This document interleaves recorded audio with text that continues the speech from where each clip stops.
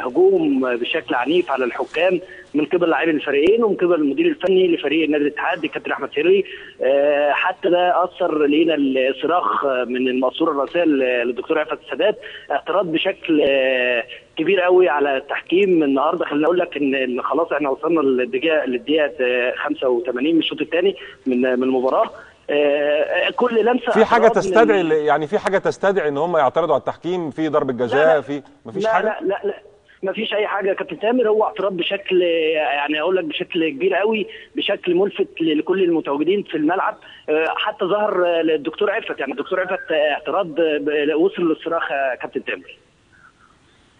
ويعني والاتحاد متقدم بهدف مقابل لا شيء حتى الان؟ ها؟ متقدم مقابل وفي اعتراض وفي اعتراض وضغط من طلائع الجيش بكل اوراقه، ضغط ليه. اي لمسه باعتراض، اي لمسه بنلاقي ولا في شك في ضربه جزاء ولا في شك في فاول ولا في شك طرد ولا في اي حاجه.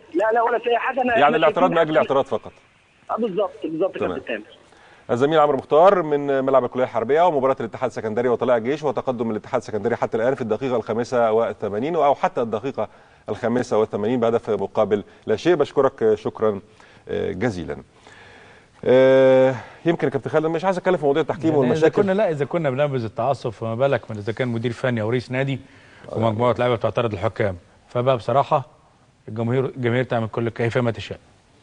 يعني المفروض انا كراجل مسؤول وشايف ان الدوري على المحك وشايف ان الدنيا واقفه يعني. ومفيش اي مشاكل، مفيش مشاكل ولا ضربه جزاء ولا في اي شيء في هذا الموضوع. جدا يعني. نعم كابتن خالد، هرجع لتشكيله، يعني لسه طبعا ما جاتليش